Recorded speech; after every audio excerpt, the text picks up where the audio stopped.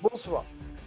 À une semaine d'un scrutin plus que jamais indécis en Bretagne, Print a réussi à réunir les 6 principaux et principales candidates pour répondre à vos questions sur vos préoccupations dans la vie quotidienne, mais aussi sur l'engagement de ces hommes et de ces femmes politiques. Ce soir, nous allons répondre à vos questions. Print, les candidats face aux jeunes en Bretagne, c'est maintenant.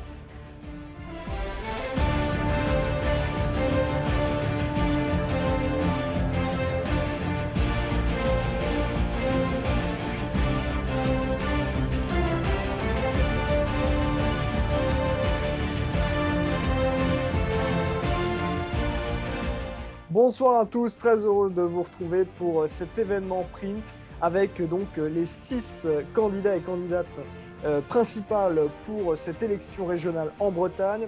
Je le disais donc en introduction, nous allons parler des programmes dans 2 parties différentes. Une première partie consacrée donc à la vie quotidienne, où nous parlerons de transport, d'accès à Internet ou encore de l'entretien des lycées. Et puis une deuxième partie sur l'écologie et finalement plus globalement votre engagement politique, les valeurs que vous défendez.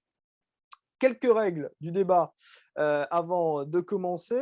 Nous sommes ici à la Brasserie de la Paix. Nous allons tenter de garder cette paix, de la maintenir. Exceptionnellement, Monsieur Burlot, Thierry Burlot, candidat de la liste En Marche, a accepté nous avons accepté plutôt de l'avoir à distance puisqu'il avait un empêchement juste avant, mais vous êtes bien tous là et nous vous remercions en présentiel.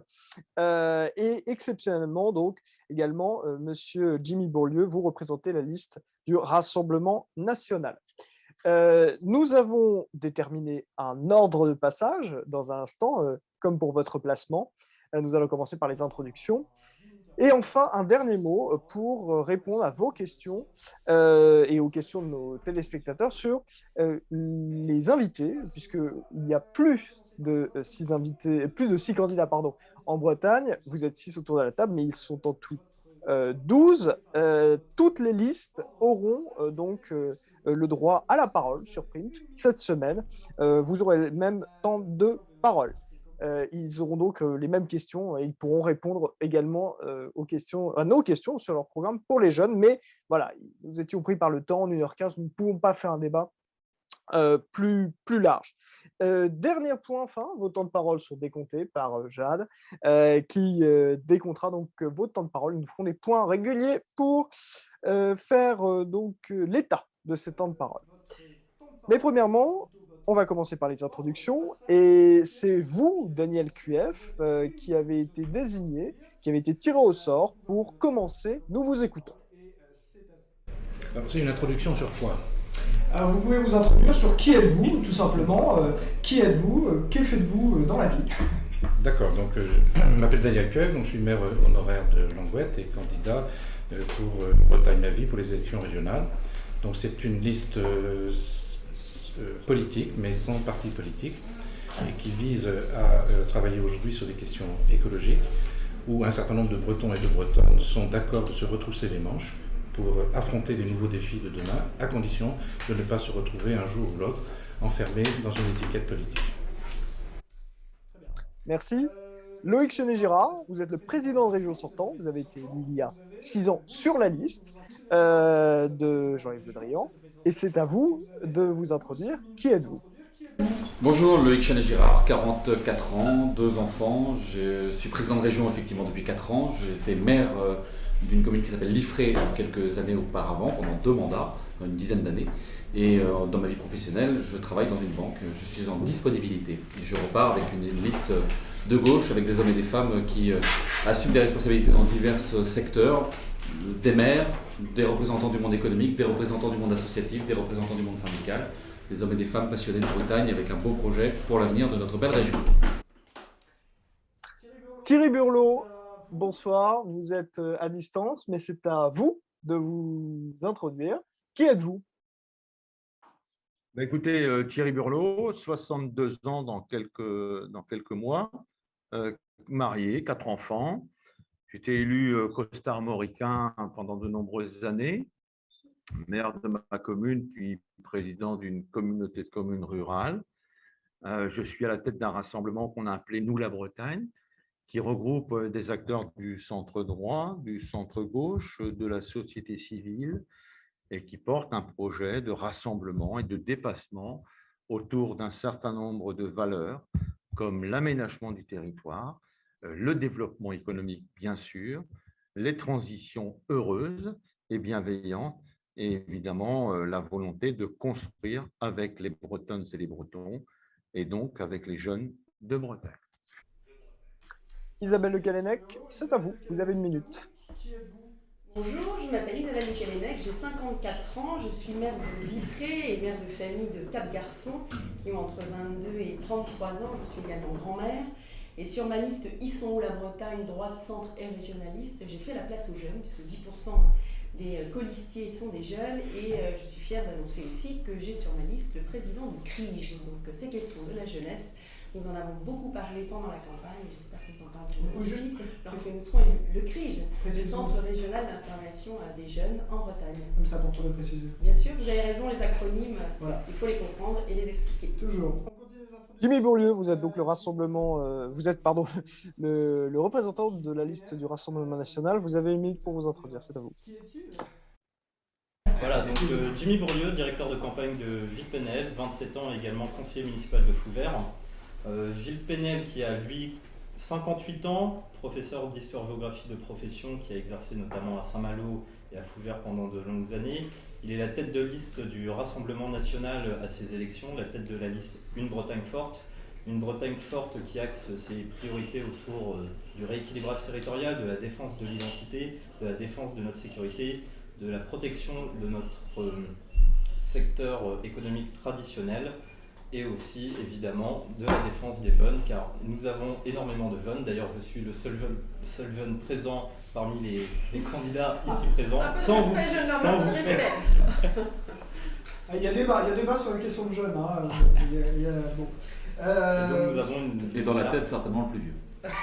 Bon, écoutez, le débat a déjà commencé. Vous allez bien voir. Vous n'avez même pas pu vous présenter. Claire Desmarres-Poirier, vous êtes la dernière à vous présenter. Et vous êtes. Donc, qui êtes-vous ? Bonjour, je suis Claire Desmarres-Poirier, j'ai 36 ans. Je suis la maman d'une petite fille de 6 ans. Je suis agricultrice et entrepreneuse à Sixte-sur-Affe dans le pays de Redon. Et donc je mène la liste Bretagne d'avenir, qui est une liste écologiste, fédéraliste de gauche, qui réunit 8 mouvements politiques. Donc c'est Europe Écologie Les Verts, l'Union démocratique bretonne, Ensemble sur le territoire, Bretagne Écologie, Génération Écologie, Nouvelle Donne, les radicaux de gauche et Génération S, et des citoyennes et citoyens qui ont fait le choix de nous rejoindre. Donc c'est une large liste de rassemblements qui travaille sur 3 piliers, écologie, autonomie et solidarité, pour l'avenir de notre région et pour l'avenir de notre jeunesse également. On va attaquer tout de suite la première partie. On va pouvoir aborder les questions de la vie au quotidien, les questions de transport, les questions de logement, d'études. C'est parti donc pour la première partie.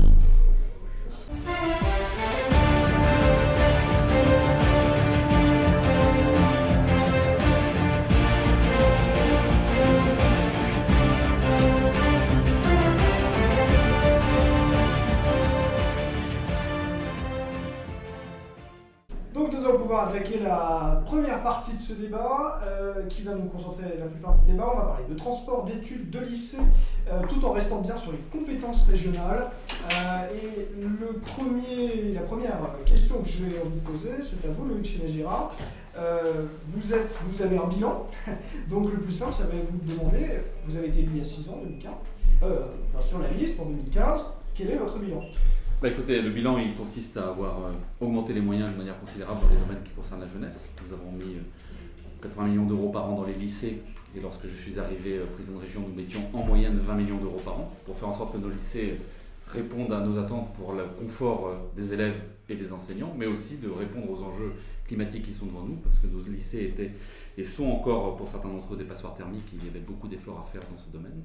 Travailler aussi dans nos restaurants dans les lycées pour faire en sorte que nous puissions augmenter la qualité des repas servis à nos élèves par de la formation auprès de nos cuisiniers et de nos cuisinières, et aussi par une politique d'achat sur laquelle nous avons travaillé tout au long de ces 4 dernières années pour faire en sorte d'incorporer de plus en plus de produits locaux, de plus en plus de produits bio, tracés de qualité.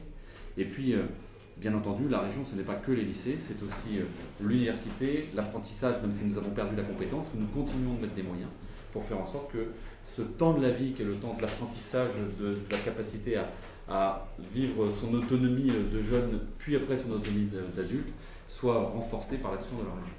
Nous avons un deuxième axe qui est le logement, avec un plan internat que j'ai lancé lorsque je suis arrivé en tant que président en 2017. Nous avons lancé la reconstruction d'internats, nous avons rénové des internats, et ça me semble très important dans la Bretagne aujourd'hui. Et puis enfin, le sujet des transports, sur lequel nous avons mis en place des politiques tarifaires nouvelles, avec une réduction du tarif sur le tarif scolaire et un certain nombre de forfaits en direction de la jeunesse et la gratuité pour les moins de 12 ans. Et dans la campagne qui s'annonce, j'ai annoncé des forfaits jeunes, des forfaits pour les moins de 29 ans pour consommer la mobilité en Bretagne comme on consomme Deezer, Netflix ou Spotify. Écoutez, vous avez parlé de vos propositions, donc on va pouvoir les aborder avec les autres candidats. On va tout de suite parler de la question des lycées et des établissements scolaires en général. Isabelle Lecalenec, j'ai vu que vous vouliez moderniser les lycées, faire plus d'internats, mettre des bourses au mérite et mettre aussi plus de sécurité. Ça veut dire quoi, plus de sécurité dans un lycée au quotidien? La première des libertés, c'est la sécurité. Vous savez qu'on est très attaché à la sécurité pour nos enfants. Aujourd'hui, lorsque vous discutez avec des parents d'élèves dans les lycées, ils estiment pour un certain nombre d'entre eux et dans certains secteurs géographiques en particulier qu'il faut à la fois faire les travaux, moi je salue ce qui a pu être fait par le passé, mais il faut continuer, évidemment à moderniser, comme je le disais, les lycées, à les sécuriser, puisque ce sont des endroits où normalement les jeunes lycéens doivent se sentir bien et donc en sécurité. Je pense qu'il faut aussi qu'on travaille à l'inclusion, c'est-à-dire à l'accessibilité de nos lycées aux lycéens. Également qu'on les incite, on parlera sans doute des mobilités douces, qu'on les incite à y venir à vélo et donc on ait des garages à vélo à l'entrée des lycées. Et vous l'avez dit, moi j'attache beaucoup d'importance au travail et au mérite. C'est la raison pour laquelle je souhaite que les lycéens soient encouragés dans leurs ambitions et qu'on leur donne envie de s'insérer dans la vie professionnelle. Donc oui, sécurité, modernisation des lycées. Je souhaite aussi qu'il y ait une véritable égalité des chances. C'est-à-dire que dans les supports pédagogiques et dans la distribution, que ce soit des livres ou des outils numériques, personne ne soit oublié, et singulièrement les classes moyennes. Et c'est pour la raison aussi pour laquelle je souhaite que dans les transports, puisque certains prennent des cars scolaires, et c'est complètement dans la compétence de la région, on travaille avec les départements, qui sont aussi parfois autorités organisatives de transport, pour baisser au maximum le tarif. Je préside Vitré Communauté. À Vitré Communauté, nous avons la délégation des transports scolaires et je pense qu'il faut justement qu'on puisse travailler avec la région à l'harmonisation des tarifs, puisque lorsque vous habitez en zone rurale et que vous devez vous lever beaucoup plus tôt que les autres et que vous passez 1h15 dans les transports, l'égalité des chances, elle n'est pas là. On y viendra tout à l'heure au transport et justement à la différence entre la vie rurale et la vie, parce que c'est pas la même chose d'être un breton et d'être un jeune breton quand on vit à la campagne ou en ville.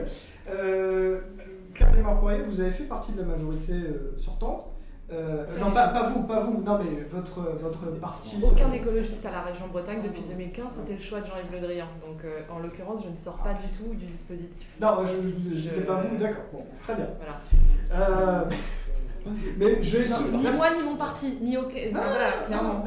Le choix de Jean-Yves Le Drian, c'est qu'il n'y ait pas d'écologistes à la région et c'est ce qu'on a envie de changer aujourd'hui. Vous avez raison, mais c'est parce que j'ai souligné que dans votre programme, vous expliquez qu'il y avait des bonnes choses qui avaient été faites à propos des lycées. Au cours dans votre fiche. Alors sur les 10 dernières années, je trouve qu'effectivement il y a des choix d'infrastructures qui ont été faits, notamment à l'époque où Marie-Pierre Rouget, qui fait partie de Bretagne Écologie, avait initié notamment sur l'éco-construction et sur un volet lycée durable qui avait été fait, et donc on en voit encore le résultat aujourd'hui.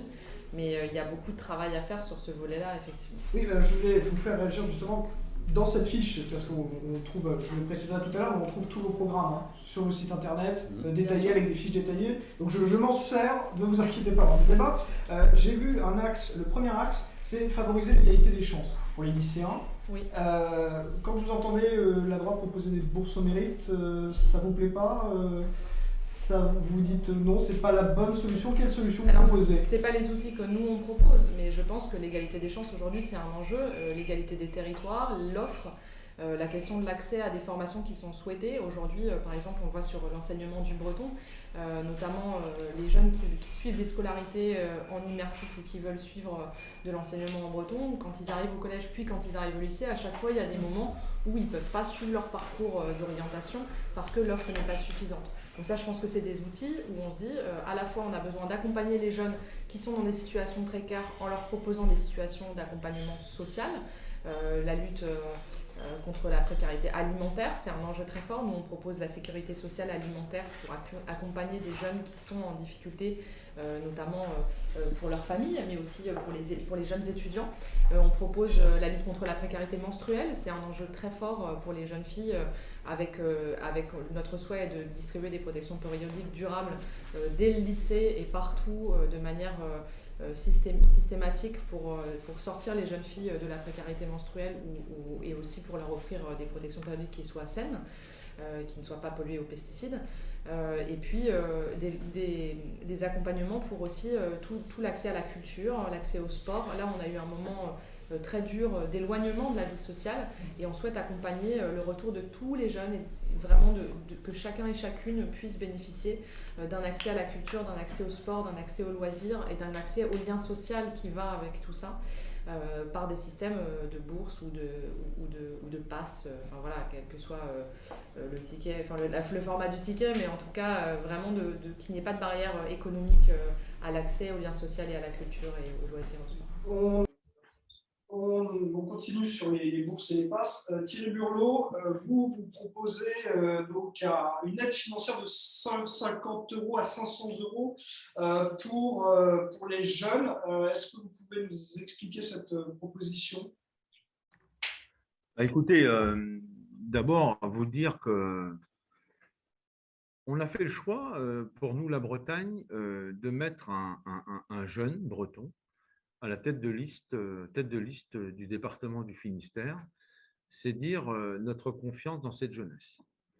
Cette jeunesse qui a vécu une crise Covid très difficile et envers qui on doit avoir une attention toute particulière. Donc notre ambition aujourd'hui, c'est de redonner confiance à cette jeunesse et de lui dire qu'en Bretagne, on a tous les éléments, tous les arguments économiques, sociaux, pour leur permettre de s'épanouir. Pendant de nombreuses années, la Bretagne a perdu ses jeunes, qui, notamment lorsqu'ils faisaient des études supérieures, devaient absolument partir en France et ailleurs, alors qu'aujourd'hui, on est en capacité, ici en Bretagne, avec les entreprises, d'offrir toute la palette des métiers, de la production à l'ingéniosité. Donc, notre ambition, ce n'est pas uniquement de garder nos jeunes, parce que nos jeunes doivent partir à l'étranger et doivent avoir la capacité de partir à l'étranger, vivre des expériences, mais surtout de revenir. Et notre ambition s'articule surtout autour de l'égalité des chances et de l'égalité des territoires. Et on pense que la décentralisation territoriale des lycées, de l'université, des IUT, doit permettre justement cet accès plus facile pour les familles à revenus modestes, notamment, aux études supérieures. Vous savez, la Bretagne, c'est la région qui forme le plus de niveaux de jeunes.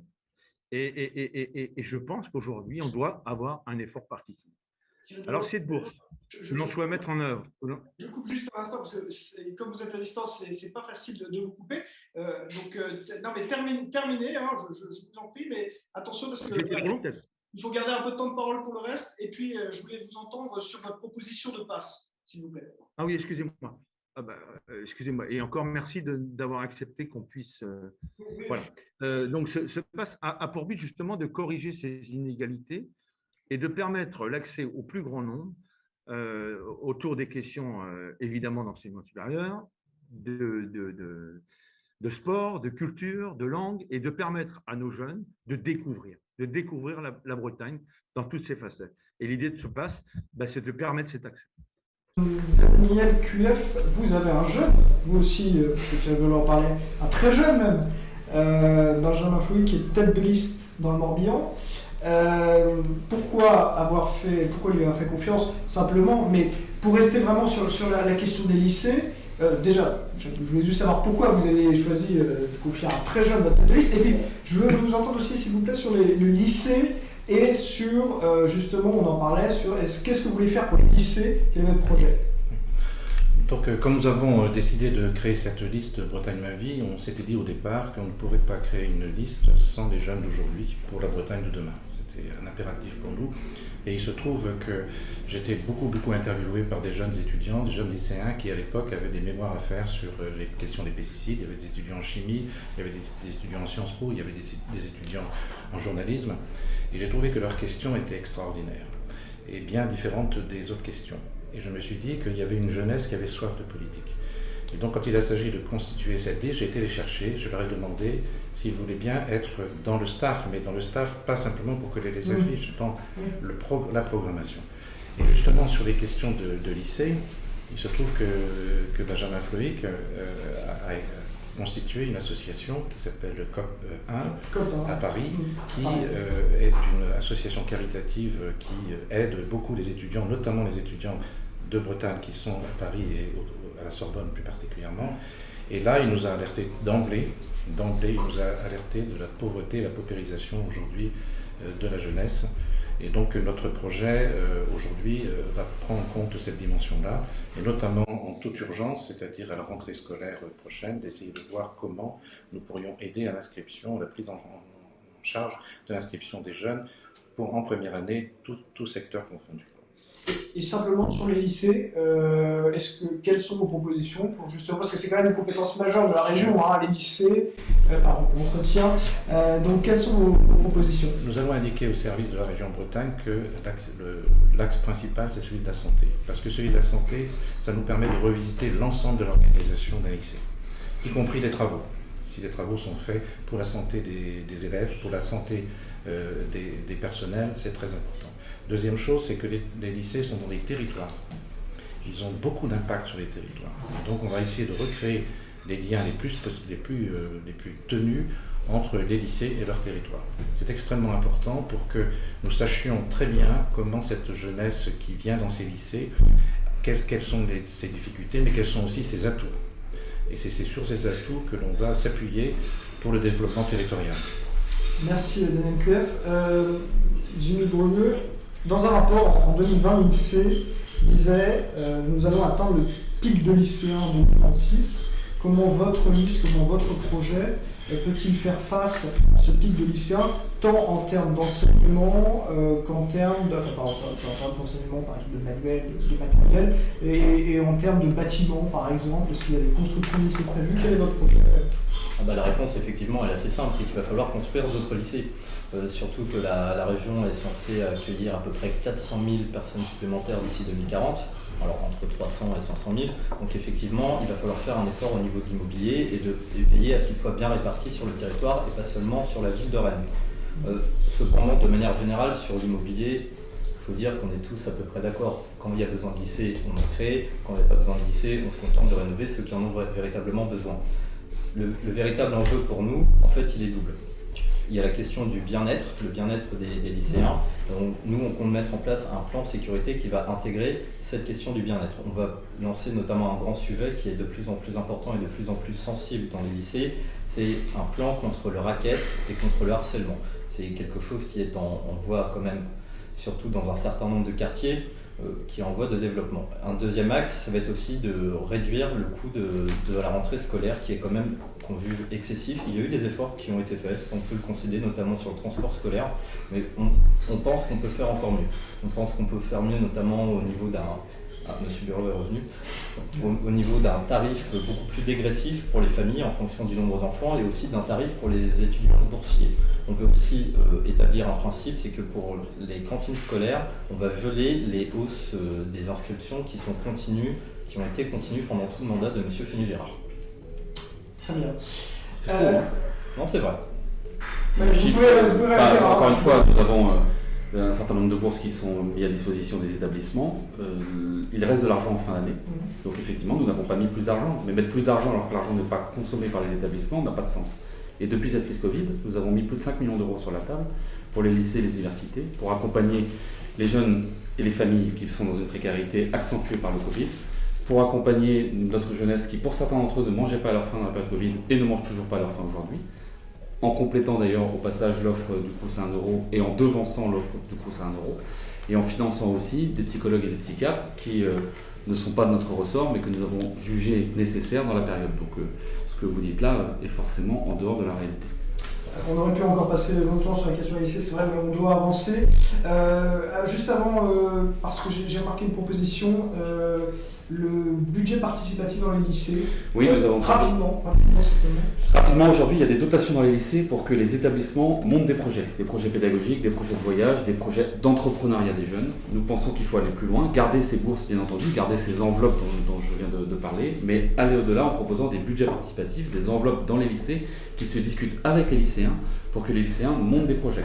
Soit des mini-associations, soit des micro-associations, des micro-entreprises, soit des projets d'entrepreneuriat, soit des projets portés par la démocratie interne du lycée.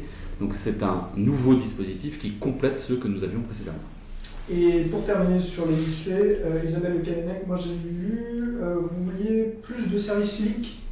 Oui, bien sûr. Ça concerne directement les jeunes, c'est pour ça. Oui, ça concerne directement les jeunes, pas que les lycéens. Non, pas que les lycéens. Vous pouvez accéder accéder aux services civiques jusqu'à l'âge de 25 ans. Je crois beaucoup à ces dispositifs. Vous êtes la preuve d'ailleurs qu'on peut prendre des initiatives, qu'on peut s'engager, qu'on peut apprendre aux côtés des autres. Et je pense qu'il y a des lieux d'accueil des jeunes. Aujourd'hui, il faut savoir qu'il y a plus de jeunes qui demandent à faire des services civiques que de structures qui peuvent les accueillir. Donc moi, je lance un appel à toutes les structures, que ce soit des entreprises ou que ce soit des associations ou des collectivités locales, pour accueillir des jeunes en service civique. Aujourd'hui, la période, c'est 6 à 8 mois. Vous savez que vous devez verser une petite indemnité aux jeunes. L'État prend 400 € à sa charge, il reste 100 € à prendre. Moi, j'y crois beaucoup dans le domaine de la transition écologique, dans le domaine humanitaire. On parlait de l'international tout à l'heure. Je pense qu'aussi la région a ce devoir d'envoyer des jeunes à l'international.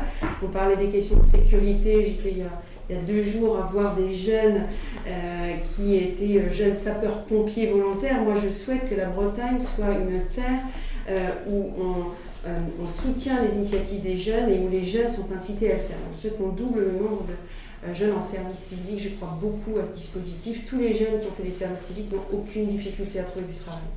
Donc c'est un moyen pour eux d'avoir une expérience. Elle n'est pas professionnelle parce qu'elle est en plus généreuse. Et sur un CV, en bas d'un CV, je peux vous dire que ça marque l'employeur. Alors, ce que je propose, c'est que si vous voulez aller plus loin sur les programmes, il y a des fiches détaillées sur le site internet, on les remettra en petit bandeau, ils apparaîtront pour aller voir vos fiches. Simplement, on va passer, mais rapidement, parce que c'est un point intéressant, beaucoup d'étudiants se sont retrouvés à la maison. On n'est pas que les citadins, il y a aussi beaucoup d'étudiants et des lycéens qui sont en zone rurale. On va venir à la question des transports dans un instant, mais j'ai remarqué qu'il y avait une sorte de consensus sur la fibre optique et sur l'accès. On me tapait dessus, généralement. Sur le retard de la fibre optique et de son déploiement, parce que ça a pris 3 ans de retard. Non, donc ça ne va pas être facile pour les élèves et les lycéens pendant cette période de Covid. Parce que j'ai la date. On a perdu. Justement, Thierry Gourlot, sur la fibre, qu'est-ce que vous proposez? Qu'est-ce qu'on fait pour les zones blanches et qu'est-ce qu'on fait pour ceux qui n'ont pas encore accès à un Internet de qualité aujourd'hui? Écoutez, il y a déjà suffisamment d'inégalités territoriales en Bretagne pour accentuer ces inégalités autour de l'accès au numérique. Si on considère plus que c'est une priorité, il faut mettre le Qu'est-ce qu'on fait? La vraie question des transports, c'est la connexion. Et je crois que la responsabilité du conseil régional aujourd'hui, c'est de pouvoir déployer le haut débit pour tous les territoires le plus vite possible. Voilà, tout simplement. Et concernant le matériel, moi je pense qu'il ne faut pas que ce soit un frein, notamment pour les jeunes les plus modestes, ceux pour qui c'est plus compliqué. Il faut donc aider aux équipements. Mais là, je crois qu'on peut collectivement avoir des dispositifs. Parce que l'accès au numérique, c'est comme l'accès aux formations ou l'accès, je dirais, à la découverte d'autres régions ou d'autres pays d'Europe ou du monde. C'est au moment où les jeunes sont en plein d'épanouissement qu'on concrétise l'avenir de ces jeunes. Et je crois qu'aujourd'hui, on a un potentiel considérable en Bretagne. À nous de mettre tout en œuvre pour favoriser ces épanouissements. l'ALQF, qu'est-ce qu'on fait pour l'Internet en Bretagne? C'est vrai que je crois que la couverture de la région, c'est 36% des foyers bretons qui sont raccordés, 54% en France, donc on a un retard, mais moi je souhaite surtout prolonger le travail qui a été fait, surtout ne rien, pas remettre de nouvelles procédures, de changer les choses, accélérer peut-être ce qui s'est fait, et regarder territoire par territoire, là où ça bloque, et probablement c'est le reste à charge par les communes et les communautés de communes. Là, ce sont des budgets assez importants, et pour le coup, ça ralentit les choses. Mais il y a une technicité, il faut l'avouer, qui s'est mise en place aujourd'hui avec Orange, aujourd'hui avec Mégalis, etc. Il ne faut absolument pas rompre cette stratégie au motif qu'on aurait changé de majorité. Donc ça, c'est pas quelque chose de tolérable. Il faut arriver absolument à accélérer ce qui existe aujourd'hui. Et surtout pour les territoires ruraux, évidemment. Je parlais d'objectifs tout à l'heure. Loïc Chénez-Girard, objectif 100% fibre en 2026. Oui. Ça. Quand j'ai été élu président en 2017, j'avais un projet qui consistait à fibrer toute la Bretagne en 2030. 3 ans après, 4 ans après, nous sommes en 2026. On gagne du temps. Mais effectivement, il a fallu changer de méthode. On a changé de méthode, on a signé un contrat avec un gros constructeur qui est le groupe Bouygues, qui est en train de réaliser le projet. Il y a presque 300 chantiers en cours en Bretagne, il y a des milliers de prises qui s'ouvrent chaque semaine, et nous aurons un réseau qui sera un bien public, que nous transmettrons aux générations futures. Il doit rester propriété des collectivités, communes, départements, régions, et nous le louons aux opérateurs. Ça, c'est gage d'égalité devant cet outil merveilleux qui est, encore une fois, le numérique. Alors, je parlais justement du consensus tout à l'heure, parce que moi j'ai vu aussi, objectif 2026 pour vous, Isabelle Le Callennec, sur la fibre. Que ça a été dit, il faut accélérer ce déploiement. La priorité aujourd'hui, elle est dans les usages, donc les entreprises ont besoin effectivement de très haut débit. Vous savez qu'on veut aussi lutter contre les déserts médicaux, donc dans le domaine de la santé, si on veut pouvoir développer les services au plus près des concitoyens et en particulier auprès des personnes âgées ou des personnes en situation de handicap qui restent dans les zones rurales, il faut absolument pouvoir le déployer. On évoquait à l'instant les lycées, les étudiants. Je pense qu'il faut que tout ce qui apporte la connaissance soit le plus rapidement possible irrigué, et si pour certains territoires où le retard a été pris et pénalisant, vous pouvez interroger les familles, les élus locaux, il faut peut-être proposer des alternatives comme la 4G ou d'autres systèmes en attendant, parce qu'aujourd'hui, on perd de la compétitivité quand effectivement on ne peut pas déployer de très haut débit. Et discuter avec des maires en Bretagne qui veulent attirer les entreprises, mais pas que. Vous discutez avec des agriculteurs, vous discutez avec des pêcheurs, lorsqu'ils veulent faire de la télédéclaration, c'est extrêmement pénalisant. Donc cette question aujourd'hui de l'Internet, du très haut débit, elle est vitale pour le développement de notre territoire. Et quand on parle aménagement du territoire, ça commence bien sûr par les infrastructures de transport, les aéroports, le ferroviaire, les routes, mais aussi par le très haut débit. On le voit bien, c'est la première question qu'on vous pose. Moi, je suis maire. Est-ce qu'il y a le très haut débit dans mon quartier? Voilà. Donc, et tous les maires vont répondre oui. Et Isabelle Claire c'est vrai que parfois, certains écologistes ont été associés à finalement une sorte de critique de la 5G. Alors même si la 5G, c'est pas la fibre, vous quand même, la fibre, vous la soutenez et vous la développez. La 5G, ça n'est pas la fibre. Non, clairement, voilà. aujourd'hui, on a des débats sur le déploiement de la 5G dans les territoires, d'autant que notre priorité à nous, c'est le déploiement de la 4G partout, avant d'envisager de débattre de la manière dont on pourrait déployer la 5G dans les centres urbains. Aujourd'hui, on a une grande partie de notre territoire qui est en zone blanche. Moi-même, je vis dans un territoire où l'accès au réseau téléphonique est un combat de chaque instant. Donc je pense qu'aujourd'hui, effectivement, la fibre est une solution technique durable, performante, écologiquement bien plus performante que les systèmes à ondes. Donc moi, je pense qu'il faut absolument le déployer et le déployer vite. Mais dans cette histoire de fracture numérique, il y a bien sûr l'infrastructure de fibre. Et évidemment, on suivra le chemin qui a été dessiné et on continuera le plus vite possible. Mais il y a plusieurs niveaux de fracture numérique. Aujourd'hui, on a un enjeu très fort sur le fait que tous les services, tous les outils sont dématérialisés. Et ça crée des contraintes très fortes pour les gens, non seulement qui n'ont pas accès techniquement à Internet, mais aussi qui n'en ont pas les compétences. Et aujourd'hui, on a imposé cette numérisation et on n'a pas offert de médiation. Et je pense qu'on doit être capable, avec la région, de proposer des accompagnements à la médiation dans les territoires, d'accompagner les collectivités qui souhaitent avoir des espaces pour ça. On a beaucoup de gens qui sont exclus du numérique et qui n'en sont pas exclus que techniquement, mais qui en sont exclus aussi socialement. Et donc la formation de toutes les Bretonnes et les Bretons à ces outils qui sont des outils essentiels au quotidien, et la médiation aussi dans les espaces où la région interagit avec des acteurs, avec des associations, avec des jeunes, avec des personnes âgées, où on va avoir besoin d'interagir, de demander une aide, d'accompagner, etc. Systématiquement, on va avoir la barrière du numérique aujourd'hui. Accompagner et faire de la médiation dans cet espace, c'est offrir à toutes et tous les mêmes services. Et je pense que ça, c'est essentiel. Voilà, ça dépasse les questions d'infrastructure. C'est aussi une question de lutte contre la fracture numérique, que de former, que d'accompagner, que de mettre le matériel à disposition des jeunes, par exemple, ou de toutes les personnes qui sont en situation précaire et qui ne peuvent pas simplement faire leur démarche d'accès à l'emploi, faire leur démarche pour leur retraite, pour déclarer leurs impôts. C'est un enjeu essentiel. Ou suivre leur cours. Ou suivre leur cours à distance, ou télétravailler. Ou télétravailler, parce que maintenant, ça fait... Il y a tous les métiers ne se télétravaillent pas, mais certains ne peuvent pas le le faire. Et pour les jeunes, souvent, ça... Et créer des espaces de médias, ces espaces d'accès numérique type tiers-lieu qui permettent à des travailleurs dans les territoires ruraux, quand la fibre est arrivée quelque part et qu'elle n'est pas encore déployée partout, de mutualiser et de pouvoir rester et être installés et travailler ensemble entre générations sur ces questions. On finit rapidement sur la fibre et puis on va passer au transport. Jimmy Beaulieu, vous, la fibre aussi, les fractures numériques, qu'est-ce qu'on fait pour tenter de résorber cela?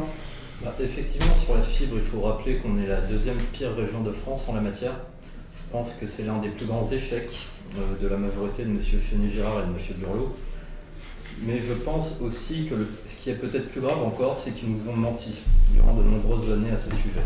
Ils nous ont d'abord menti en niant ces retards, puis ils ont menti en disant que ces retards étaient la responsabilité soit d'élagage d'arbres difficiles, soit de propriétaires récalcitrants. Et ils viennent de reconnaître seulement il y a quelques mois qu'ils avaient pris énormément de retards et que ces retards étaient le résultat de leur choix.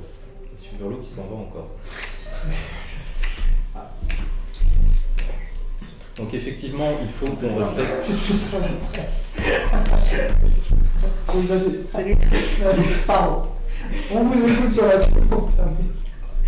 Il faut qu'on respecte ce délai de 2026, c'est un enjeu d'attractivité des territoires pour les habitants, pour les entreprises, mais il ne faut pas résumer cette question d'attractivité des territoires à la question de la fibre, il faut aussi l'allier à la question des zones blanches téléphoniques, vous en avez parlé tout à l'heure. Alors nous on parle sur Rennes des débats sur la 5G, mais il faudrait déjà peut-être que l'ensemble des territoires bretons soient éligibles à la 4G. Voilà un enjeu essentiel. Il y a aussi d'autres enjeux pour revitaliser ces territoires, notamment en termes d'infrastructures ferroviaires, routières, et nous voulons axer notre programme sur ce rééquilibrage territorial. On va y venir au transport. Parlons de déplacement. Thierry Burlot, vous proposez, est-ce que ça sera plus question simple et réponse, on va dire, assez condensée, s'il vous plaît. Est-ce que ça sera plus simple de se déplacer avec vous quand je suis jeune? Est-ce que je pourrais prendre plus facile le TER? Est-ce que j'en aurai plus? Est-ce que, voilà, question simple. Je crois qu'on a tous, je crois, les candidats autour de la table, la volonté de développer les transports en commun et de permettre l'accès au TER, notamment au plus grand nombre. Moi, j'ai envie de vous dire, je pense aux territoires les plus excentrés.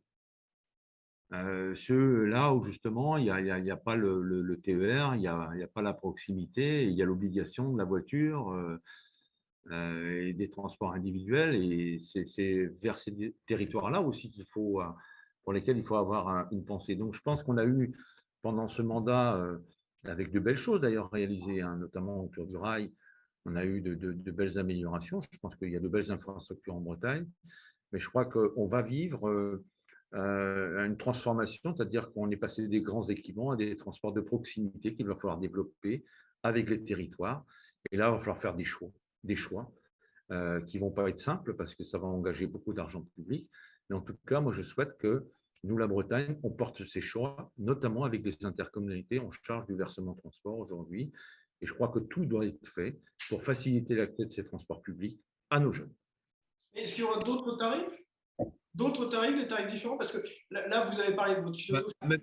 Bien sûr, il y aura d'autres tarifs différents. Et vous savez, Moi, j'ai eu l'occasion pendant cette campagne de rencontrer les acteurs du sport et de la culture.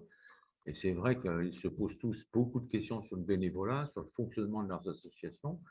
Et moi, je crois qu'une manière de les accompagner dans la mobilisation qu'on va devoir mettre en œuvre pour conserver cette vitalité associative en Bretagne, je pense qu'il faut faciliter l'accès au transport public à tous nos jeunes, à tous nos bénévoles, pour permettre de meilleures pratiques et une meilleure ouverture finalement sur tout ça.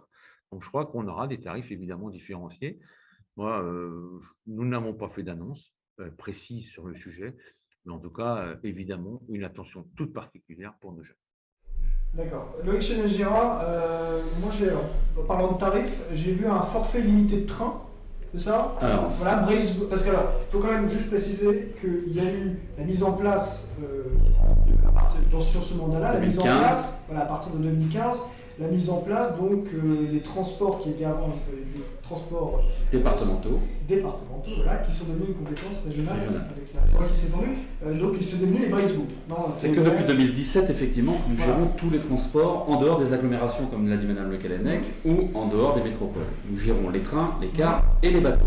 Ça s'appelle Bresgo, et c'est sur ces trains, ces cars et ces bateaux que je propose des forfaits limités pour les moins de 30 ans. Des forfaits limités qui devront permettre à nos jeunes, pour des tarifs à partir de 15 € par mois, de pouvoir bénéficier de tous les transports en commun qui existent. Mais ça ne suffit pas. Il faut travailler sur la connexion avec l'autopartage ou le covoiturage pour les jeunes gens qui sont en âge de conduire, parce qu'effectivement, il y a plus de 200 000 logements en Bretagne qui sont inaccessibles en transport en commun aujourd'hui.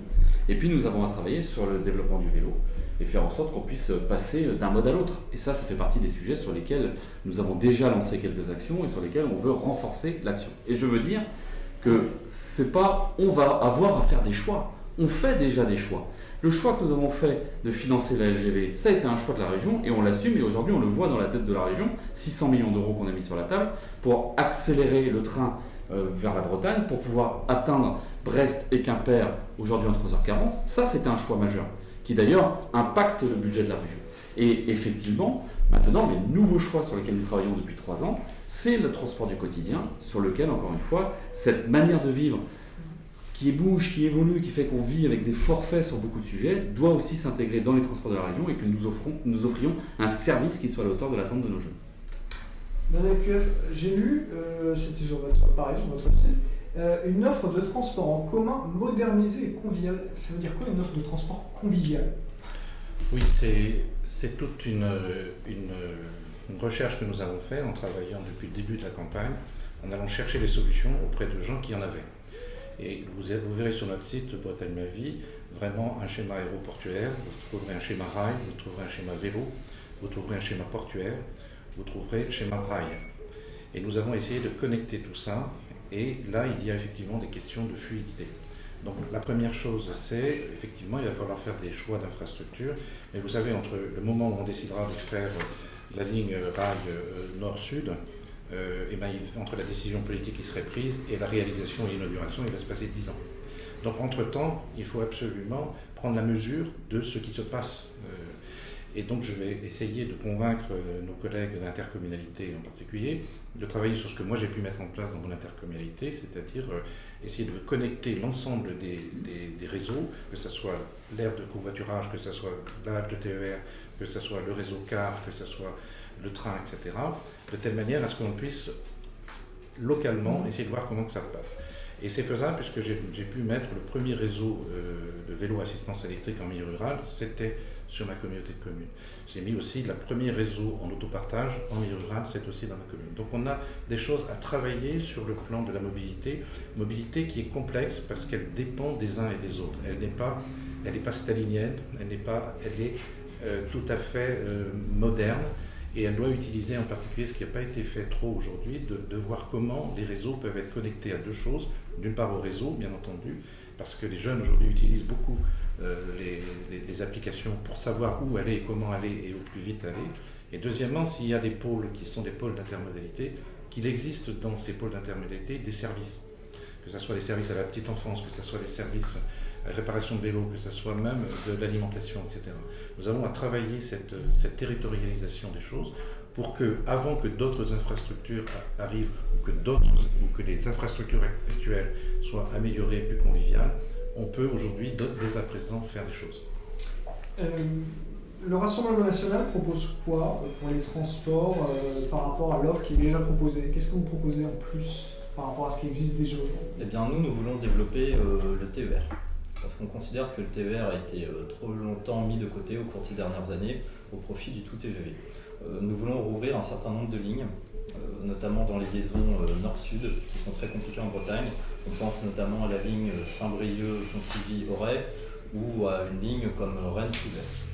On veut aussi rénover des lignes qui ont été laissées dans un état un peu lamentable, je pense à Morlaix-Roscoff. Mais au-delà des transports ferroviaires, nous, on n'a jamais été pour opposer tous les modes de transport. Et nous sommes très attachés au transport individuel et à la voiture. Nous ne tapons pas sur l'automobile et nous avons une grande mesure, notamment pour les jeunes. Parce que la voiture, quand on a 20 ans, c'est un instrument de liberté, c'est essentiel aussi pour trouver un job qui soit du week-end, qu'il soit saisonnier. Et nous, ce que nous comptons mettre en œuvre, c'est une aide pour les jeunes pour passer le permis de conduire. Donc une aide qui prendra en charge une partie des coûts de la formation.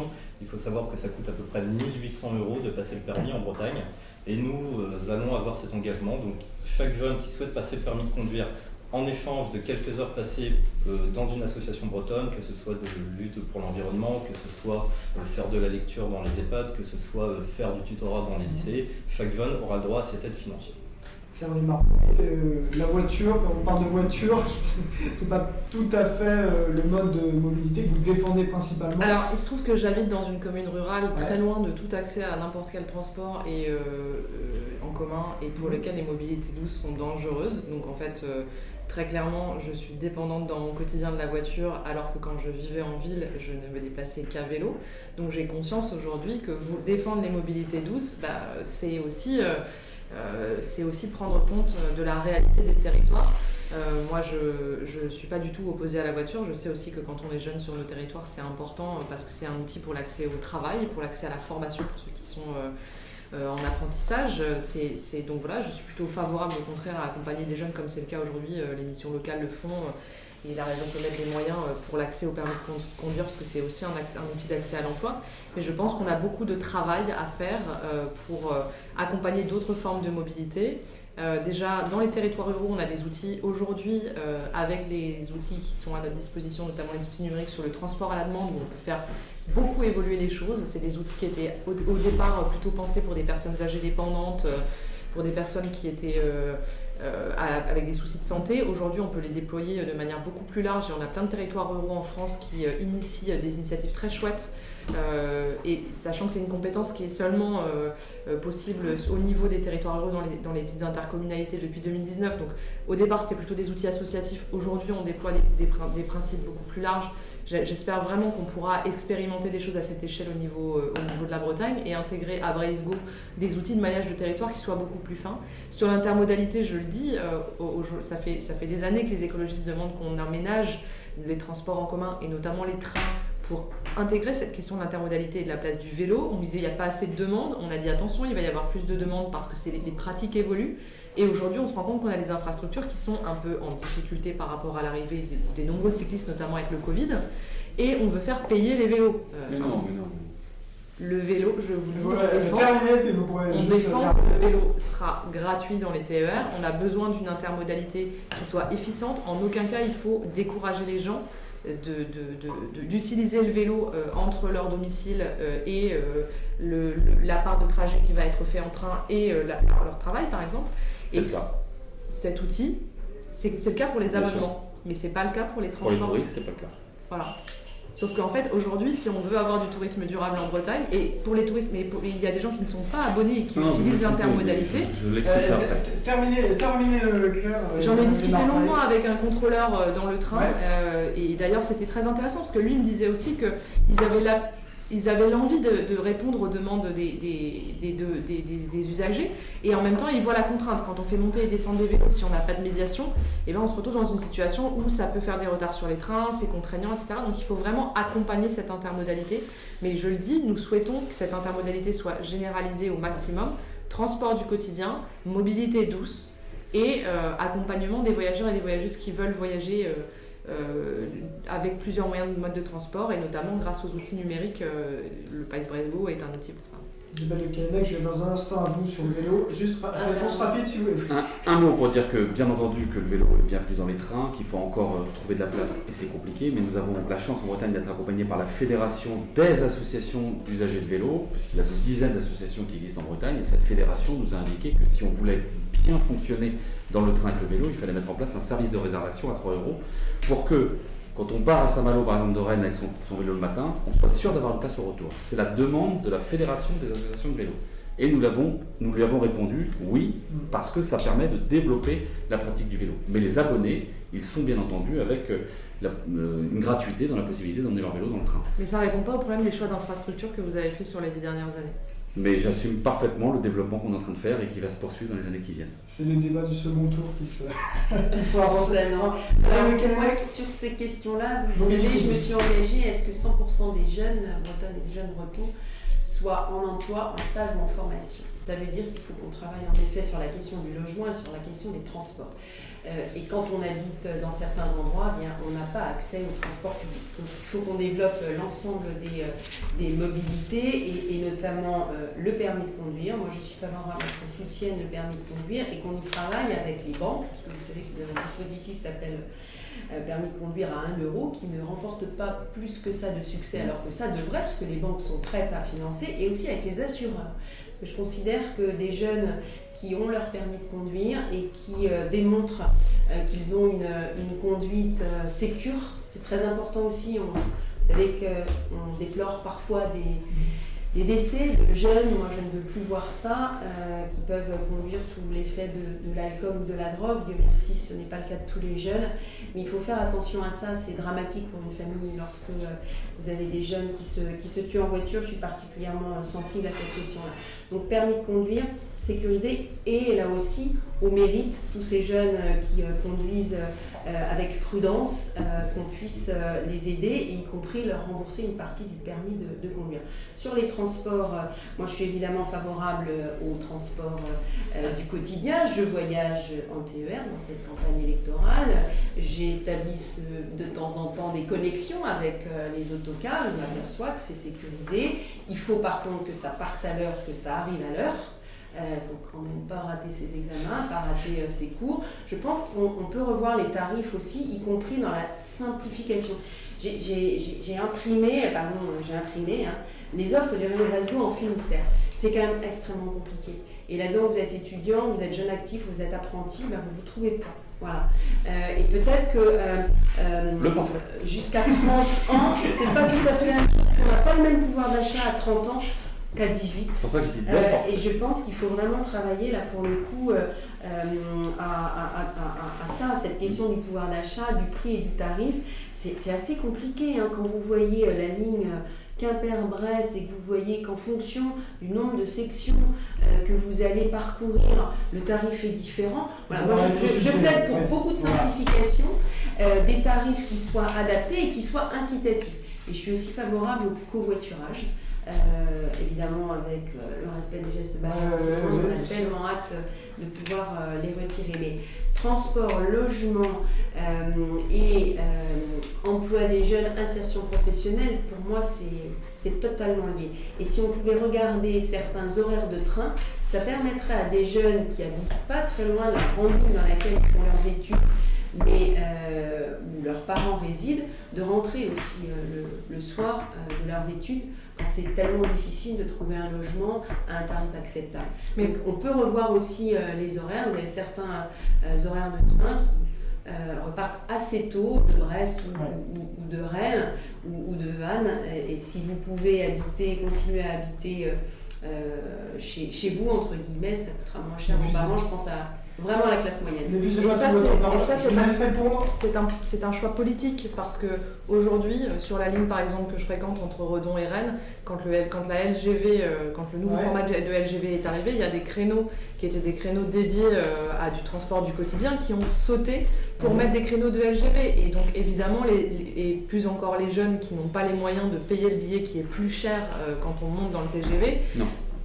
Si. Le forfait TER, il vous permet d'accéder au TGV comme au TER. pour les jeunes. Pour les abonnés, toujours, on en revient toujours à la même chose. Donc en fait l'enjeu c'est que pour des gens qui se déplacent occasionnellement, je paye 8,90 si je viens en TGV, je paye 13,90 si je viens en TGV. Je vous assure que ça ne va pas le tarif. Si je fais un TER itinéraire, je peux vous dire que les usagers, si je monte dans le TGV, c'est plus rapide. Mais comment vous faites? Alors là, donc, on va voir un jeu sur la lisibilité des tarifs. Ça veut dire qu'il y aura des choses à revoir et dans le détail, parce que le diable se cache toujours dans les détails. Mais en tout cas, il y a des choix politiques derrière ces segments, derrière les choix des horaires de passage, et ça a des implications sur le nombre d'usagers qui vont prendre soit la route, soit le train. Et d'ailleurs, ça peut être négocié aussi avec les universités ou avec les lycées directement. Des fois, on décale d'un quart d'heure le démarrage des cours et on peut ramener des dizaines, voire des centaines d'étudiants ou de lycéens vers un mode de transport. Vous prenez trop d'avance, je suis obligé de vous stopper. C'est pour les transports. Je crois que votre micro est éteint. N'en déplaise à certains, je retrouve. Il va falloir revoir le schéma. Et aujourd'hui, aujourd'hui, avec la crise, c'est difficile pour moi parce qu'il y a l'écho. Non, mais monsieur Chéné-Girard a dit que personne ne disait le contraire. Si, il a dit, il n'en déplaise à certains. Mais moi, ce que je veux dire, c'est qu'on vit une crise Covid avec une crise des aéroports aujourd'hui qui va être brutale. Et on doit réfléchir au schéma aéroportuaire. On doit repenser aussi le rail en Bretagne. Je rappelle qu'on s'était fixé comme objectif Brest, Rennes, Quimper, Rennes à 3 heures de Paris. Je dis qu'il faut se re-questionner. Moi, je veux bien qu'on ouvre toutes les lignes entre Fougères, Rennes, qu'on rénove toutes les petites voies ferrées, qu'on imagine même un train entre Loudéac et Lorient et Saint-Brieuc. Mais il faut peut-être savoir à quoi tout ça va servir et combien ça va coûter. Je veux dire. Et on ne pourra pas le faire seul. Et moi, je dis qu'il faudra qu'à un moment donné, on ait une discussion, notamment avec l'État, pour construire ce schéma. Moi, ce que je veux dire simplement, c'est qu'il y a des inégalités territoriales sur l'accès au transport public en Bretagne. Très fort. Et il faut que ces inégalités soient corrigées par un soutien de la région au transport de proximité dans ces territoires en difficulté. Merci Thierry Burlot. Ce n'est pas un débat sur les transports, donc on est vraiment obligé d'avancer parce qu'on a un peu de retard. Il ne faudrait pas quand même qu'on enlève la question de l'écologie, c'est quand même très important et ça concerne les jeunes. On passe tout de suite donc à la deuxième partie sur l'engagement.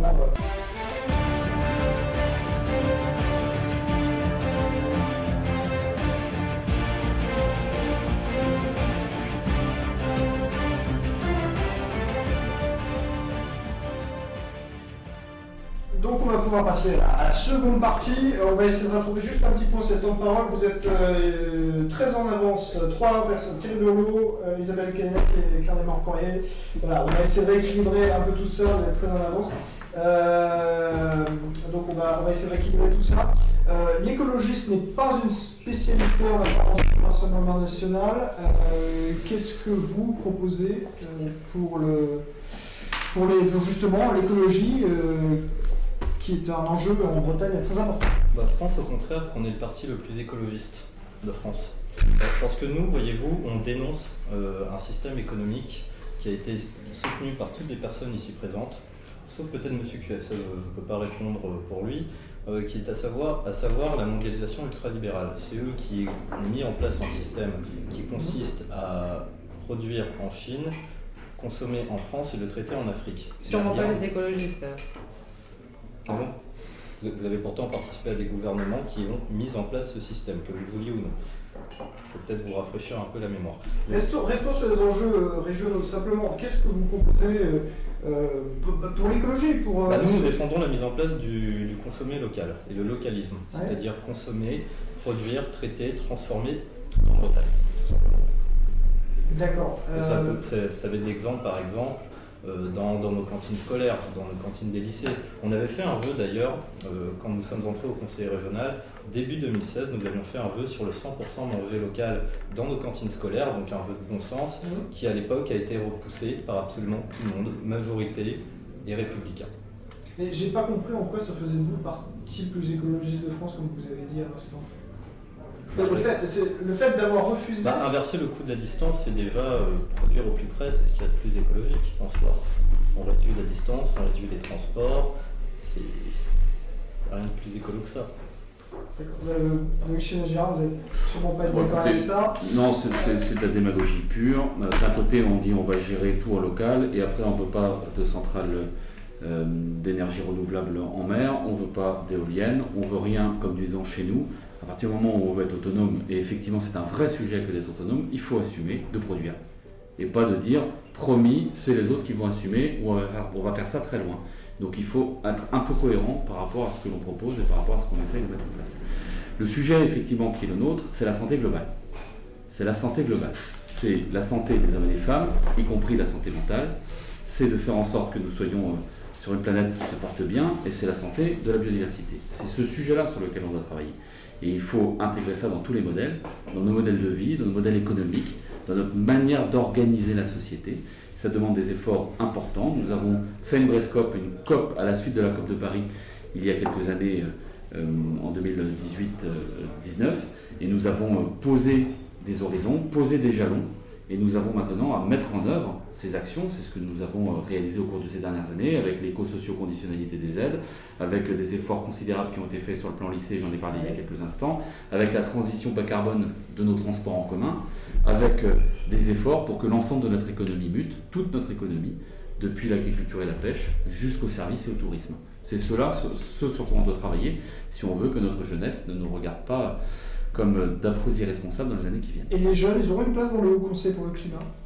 Les jeunes pourraient avoir une place dans le Haut Conseil pour le climat, mais Ils je auront rappelle un que le Haut peu Conseil de pour le place. climat, ce n'est pas une assemblée citoyenne tirée au sort, ce sont des scientifiques qui sont issus des universités, des laboratoires de recherche, de différents corps scientifiques capables de juger, de donner un avis sur ce que nous faisons. À côté de ça, il y a un débat sur la représentativité des citoyens, et on a parlé de Césaire élargi, on a parlé d'intégrer les citoyens dans les débats, et ce point-là fait partie effectivement des projets, des fiches que nous avons dans les 77 propositions que j'ai présentées et qui sont sur le site internet de ma campagne. Daniel Cuac, écologie, c'est votre spécialité. Enfin, c'est partagé en tout cas. Vous le défendez. Est-ce que, concrètement, voilà, même exercice, concrètement, vous proposez quoi pour la transition écologique en Bretagne? Concrètement, Oui, concrètement. Ça, Mais vous pouvez développer. Concrètement, il faut être concret. Donc, si vous voulez, l'écologie, ce n'est pas une littérature, c'est une réalité. Nous avons aujourd'hui à faire face à un dictateur qui est le climat, qui est un dictateur sans conscience, à qui on va pouvoir toujours manifester contre le climat, mais il va imposer un certain nombre de choses sur la biodiversité, sur le réchauffement climatique, donc sur l'économie, donc sur la santé. Et c'est ça qu'il faut que nous affrontions de façon fraternelle. C'est un élément important. On ne peut pas faire d'écologie aujourd'hui en étant dans un repli sur soi, dans un quant à soi. On doit être dans une logique fraternelle. Et faire de l'écologie fraternelle, c'est forcément faire de l'écologie avec ceux qui ne sont pas d'accord ou pas prêts à le faire. Et notamment sur les questions agroalimentaires. Nous savons bien qu'il y a des résistances très fortes sur le milieu agroalimentaire aujourd'hui. Pourquoi? Parce qu'il y a des emplois, il y a des gens qui travaillent dans les abattoirs, il y a des gens à qui on dit vous devez disparaître en fait pour laisser place à l'écologie. Mais ces gens, qu'est-ce que vous voulez qu'ils disent quand ils disent on va avoir des emplois verts? Oui, peut-être, mais quand? Donc ils sont très inquiets par rapport à ça, donc ils ne peuvent pas voter pour une écologie qui soit une écologie de la sanction et qui soit une écologie dans laquelle ils n'ont pas de solution. Et donc ça c'est très important pour moi, et qu'on doit réussir l'écologie justement en travaillant avec des personnes qui ne sont pas forcément acquises à la question. D'où l'indicateur breton de prospérité durable que j'ai mis en place pendant la campagne, qui a déjà été travaillé par des scientifiques, des économistes, et puis samedi dernier par des DGS, des directeurs et directrices généraux de services, pour nous dire voilà, cet indicateur breton de prospérité durable qui vise à ce que dorénavant aucune activité humaine en Bretagne n'ait un impact négatif sur l'environnement, la santé et l'emploi. C'est pas rien. C'est quelque chose qui est une rupture avec le PIB, mais qui donne un espace, un horizon, dans lequel on signifie aux gens c'est vous qui êtes compétents, entreprises, associations, collectivités, c'est vous qui êtes compétents pour nous faire réussir ce challenge pour la Bretagne. Et c'est comme ça qu'on aura une Bretagne fraternelle, pas repliée sur elle-même, une Bretagne ouverte sur le monde. La Bretagne, c'est un jardin au-dessus de la mer. Il faut protéger notre jardin. Il faut protéger ceux qui cultivent notre jardin. Il faut prendre soin des agriculteurs. Mais il faut aussi prendre soin de la mer. On ne peut pas aujourd'hui mesurer que les pêcheurs, par exemple, sentent aujourd'hui qu'ils sont la variable d'ajustement d'autres politiques. Soit des politiques qui ont lieu sur la terre de pollution, qui viennent polluer, par exemple, les eaux pour la conchyliculture, par exemple. Comme ils ont des difficultés aujourd'hui, ils ont l'impression aujourd'hui de ne pas être entendus quand il s'agit de préserver la ressource de la coquille Saint-Jacques. Donc nous aurons une politique fraternelle qui sera de dire que, par exemple, puisque le parc éolien haute mer, qui aujourd'hui fait preuve d'une insurrection des pêcheurs qui sont prêts à prendre la mer pour empêcher la construction des éoliennes, on puisse dire aux pêcheurs, écoutez, vous allez faire des efforts parce qu'effectivement la pêche va être rendue un peu plus difficile pour vous, et bien là on s'engage à ce qu'une partie des fonds qui sont générés par ces éoliennes en mer sur l'énergie soit affectée aux bateaux et la reconversion des bateaux, et notamment pour ce que disent les pêcheurs, c'est-à-dire à l'hydrogène. Pour les temps de parole, je suis obligé, ça va être vraiment, je vais vous demander malheureusement aux trois autres candidats. Sur le temps de parole, je pense que je suis Oui, bien, vous étiez en retard, voilà, mais on a réussi à équilibrer juste un point. Vous êtes à 8 minutes 5, Thierry Burlot, 9 minutes 15, 7 minutes 56 pour M. Chénier-Gérard, vous êtes à 9 minutes 14, 9 minutes 52, et vous êtes en retard à 6 minutes 28. Donc, on a parlé plus des transports. Je vais vous demander, s'il vous plaît, vraiment, de résumer au maximum, en 1 minute, vos propositions, même si c'est le cœur de votre programme, ça va être compliqué, mais vraiment ce qui vous tient à cœur. Non, mais pour nous, c'est très simple. Je veux dire, l'écologie en Bretagne, c'est l'opportunité pour l'avenir de notre région, et puis surtout, moi j'entends ces discours avec des indicateurs, mais en fait, on n'a plus 15 ans à perdre. Donc ce que veulent les écologistes, c'est une politique ambitieuse, c'est la création de métiers d'avenir, parce qu'en fait quand on s'adresse à la jeunesse, on voit tous les outils qui sont à notre disposition, ce dont on parlait, les lycées, etc. Mais ce qu'on doit, c'est vous proposer un avenir qui est désirable dans notre territoire. Il faut construire les métiers de demain, il faut imaginer votre avenir, les formations qui vous permettront d'y accéder, il faut vous accompagner pour créer ces entreprises qui seront le terreau de l'économie de demain. Et donc voilà, notre travail, c'est un travail large et qui repose sur un axe principal, création de 200 000 emplois verts dans les filières d'avenir, les énergies renouvelables, la rénovation écologique des bâtiments, l'éco-conception. On veut une région zéro déchet, donc on a un travail phénoménal à faire là-dessus et on mettra les moyens qu'il faut pour ça. Juste parce que ça n'a pas été abordé. Vous évoquiez les déchets, je voulais en parler parce que c'est stratégique avec le zéro enfouissement et la qualité de l'eau. La Bretagne doit vraiment s'occuper de la reconquête de la qualité de l'eau parce qu'aujourd'hui, ça devient un frein au développement économique. Moi, je suis convaincue que notre région peut prouver qu'on peut concilier le développement économique et la transition écologique. Je voulais juste rajouter sur l'eau, c'est fondamental. Bon, on aurait pu vous entendre sur l'écologie, mais voilà, on n'est pas plus par le temps. Oui, parce que la droite peut être écologique aussi. Tout le monde est écologiste. Voilà. Thierry Burlot, pareil, en 1 minute, vos principales mesures pour l'écologie. Ça sera ma dernière minute parce que là, je suis obligé de quitter une salle parce qu'il y a quelqu'un qui vient, je suis dans une salle qui m'a été prêtée et puis je dois rencontrer des élus dans quelques minutes, donc je vais conclure en même temps mon propos. Moi, ce que je voudrais vous dire, c'est que l'écologie, évidemment, je pense que c'est un vrai sujet et un vrai motif d'inquiétude pour notre jeunesse et ils ont raison. Parce que quand on prend les questions de l'eau, de la biodiversité, vous voyez le nombre d'oiseaux qui ont disparu en Bretagne. Regardez les hirondelles cette année, on les voit quasiment plus. Et ça, c'est la réalité. Et ce n'est pas chez les autres, c'est ici en Bretagne. Donc l'eau, la biodiversité, le carbone, évidemment qu'il va falloir s'en occuper. Et nous, on souhaite la Bretagne, on souhaite le faire avec les Bretons et les Bretonnes et pas contre eux. Donc ça passe par de la transparence de la donnée. Ça passe de la mobilisation par nos jeunes. Ça passe par des budgets participatifs.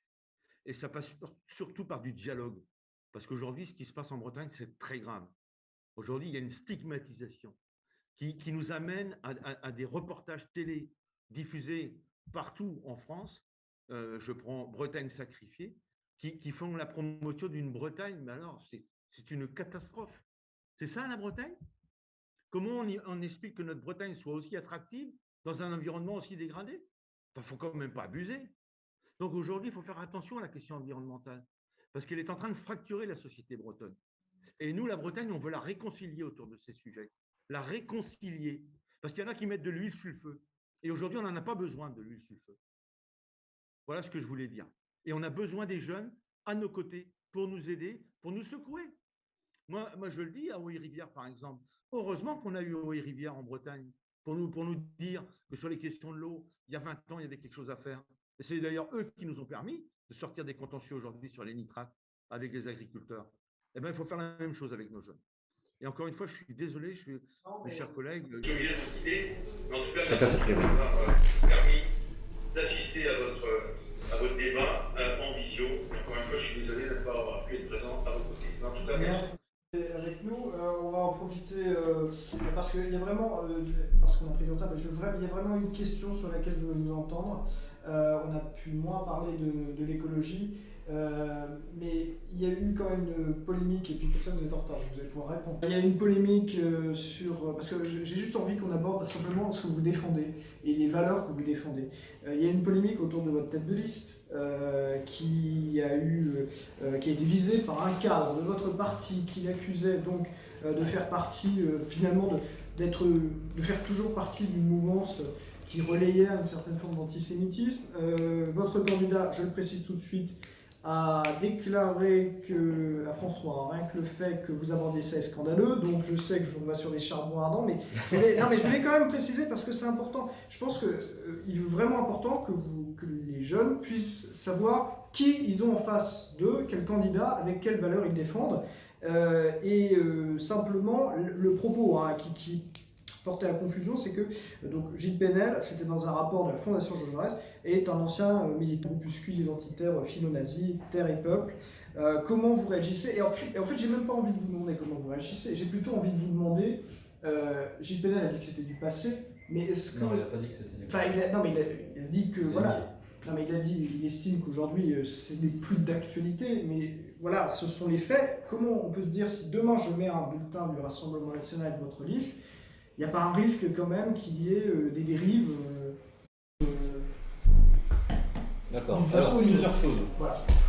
Première chose, contrairement à ce que vous dites, il n'a jamais dit que c'était du passé parce que c'est totalement faux. Il n'a jamais été militant de Terre et Peuple. Terre et Peuple l'avait contacté une fois pour réaliser un article sur le Mont Saint-Michel.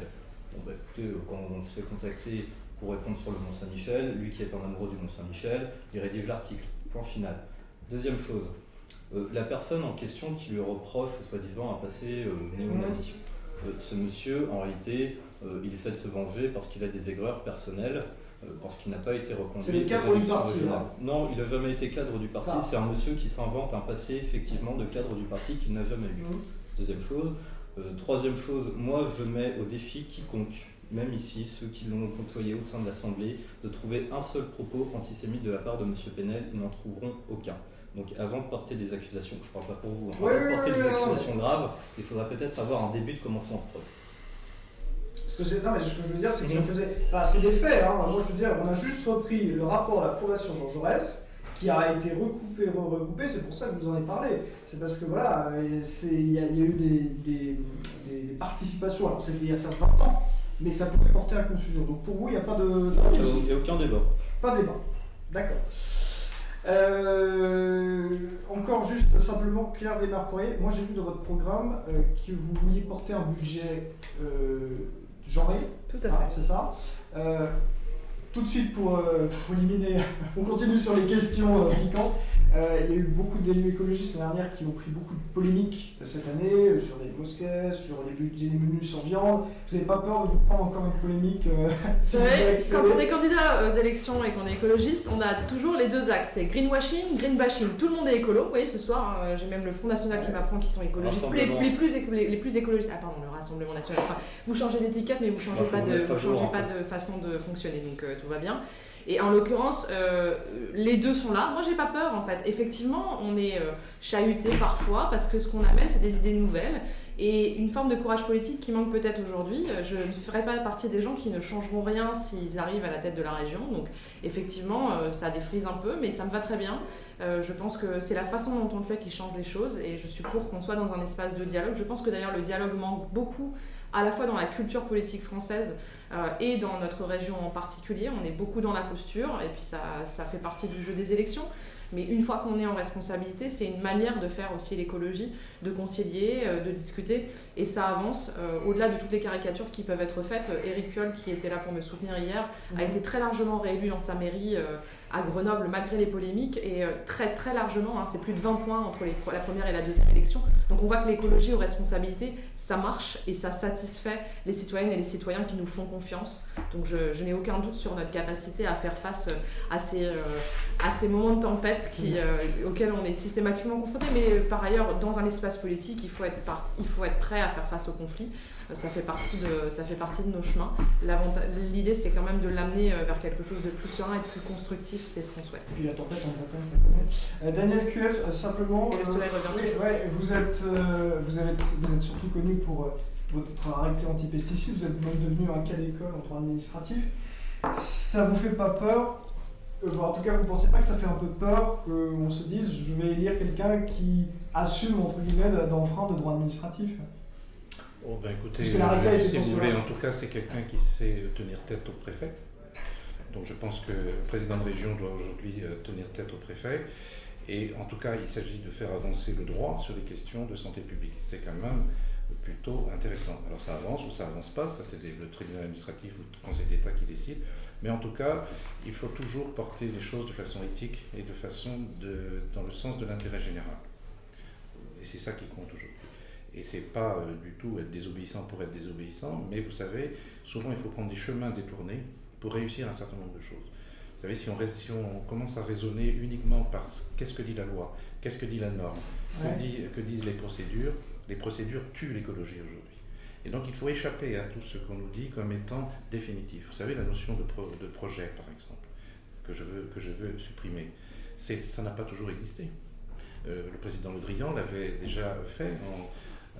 Il avait abandonné l'idée des appels d'une gestion par guichet au niveau des appels à projets.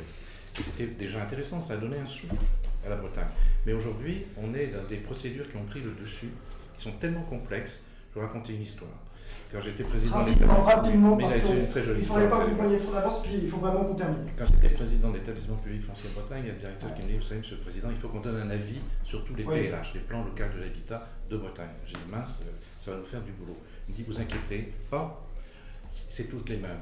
Et on prend les PLH, etc. Et effectivement, dans les différents endroits, des gens qui ne sont pas connus, pas rencontrés, on trouve les mêmes PLH. Pourquoi ? Parce que la procédure est imposée par l'État.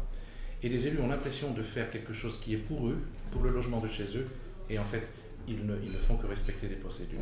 Il faut que ça change, parce que les gens en ont marre, les gens sont assassinés dans leur action par ces procédures qui les étouffent. Non, je ne voulais pas que vous les éloigniez trop parce qu'on doit vraiment terminer. Dernière question rapidement, Loïc Chénégera, il y a eu effectivement les lanceurs d'alerte, enfin en tout cas une journaliste qui a été menacée en Bretagne. Morgane Large. Voilà, exactement. Il y a eu des rassemblements de soutien. Est-ce qu'il n'y a pas eu une défaillance, en tout cas, je sais pas parce que ce n'est pas votre compétence, mais en tout cas, est-ce que vous soutenez cette démarche? Est-ce que vous continuerez à soutenir les lanceurs d'alerte en Bretagne? J'ai apporté mon soutien immédiatement à Morgane Large. Je lui ai fait un texto et je l'ai dit publiquement à plusieurs médias. Bien entendu que la liberté de la presse doit être protégée à tout prix, ça fait partie des bases de notre démocratie.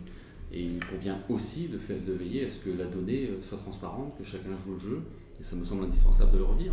Et d'ailleurs, lorsque la région Bretagne finance des associations environnementales, le Rassemblement national vote contre, à chaque fois. Et moi je vote pour, et c'est moi qui le propose, parce que nous devons financer les associations, y compris quand elles critiquent notre travail et qu'elles nous disent qu'elles ne vont pas assez loin. Et donc là-dessus, il faut être très clair, il faut continuer à avancer. Le seul point sur lequel j'ai une dissonance avec le groupe des journalistes qui est en train de s'organiser, c'est quand ils me demandent d'organiser un observatoire de la liberté de la presse. Là je dis, c'est pas le rôle du président de région, et si c'est le président de région qui pilote l'Observatoire de la liberté de la presse, on est dans une autre forme d'organisation de la société qui ne me convient pas. À eux de s'organiser, ce qu'ils sont en train de faire actuellement. Et moi, je les encourage et je leur ai déjà dit tout mon soutien par rapport à ça. Dernière question, c'est important quand même d'avoir des réponses. Et pour le RN, il faut bien lire les délibérations parce que le visage joli et agréable là, il faut bien regarder les délibérations qui sont votées régulièrement sur la culture, sur la jeunesse, sur les quartiers. Tout ça, c'est refusé. Il y a une idéologie très forte là-dessus. Et je pense qu'il faut le combattre et le dire et le redire. Vous allez pouvoir répondre. Je veux juste vous interroger. Les subventions, de toute manière, elles sont en open data. Exactement. Sur le site de la région. Donc il y a des subventions. Vous avez donné des subventions pour les associations LGBT par exemple, pour le planning familial. SOS Méditerranée. Voilà, par exemple. Dans d'autres régions, on entend les candidats du Rassemblement national dire « moi je vais couper telle subvention, je vais couper telle subvention ». Est-ce que ça sera le cas en Bretagne aussi? Est-ce que les subventions pour le planning familial, pour les associations LGBT, pour une partie de la culture et puis pour les associations d'aide aux migrants, on coupe? Mais il ne vote contre déjà, il faut le dire. Il vote oui, non, contre mais est-ce que c'est dans... Parlez pas en mon nom, s'il vous plaît. Le planning familial, je vous mets au défi de sortir une délibération ou de voter contre. Je vous les sortirai. Promis? Dans les quartiers de Rennes? Non, le planning familial. Action du planning familial dans les quartiers de Rennes. Non, vous avez voté le planning familial. Le planning familial. Le fonctionnement au planning familial. Je vous le redis. La subvention au planning familial pour l'action dans le quartier de Rennes, refus. Parce que vous voulez voter pour des gens qui vous ressemblent. Vous montez. Vous avez vous qui montez. Bon, parce qu'en open data, on a les subventions attribuées, mais je n'ai pas les délibérations sous les yeux. Donc on n'a jamais voté contre le planning familial. Arrêtez, non. Le trier, les gens que l'on veut aider. Par contre, effectivement, il y a certaines subventions qui vont être supprimées. Et ça, nous sommes fiers de le dire. On va supprimer toutes les subventions aux associations immigrationnistes. SOS Méditerranée, effectivement, nous, on est fiers de lutter contre ces complices des passeurs de migrants.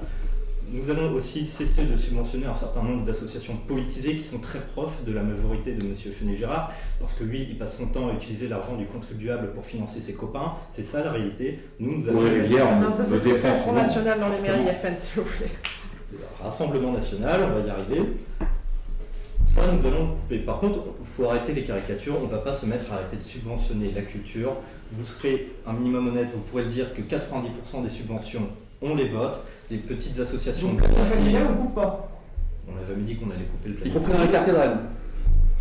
Non mais si vous voulez qu'on parle de la politique de la ville, c'est pas la même chose que les... Ah mais le planning familial agit dans les quartiers prioritaires de Rennes, de Lorient et de Brest. Les subventions sont distribuées partout en Bretagne. Oui, et ailleurs aussi.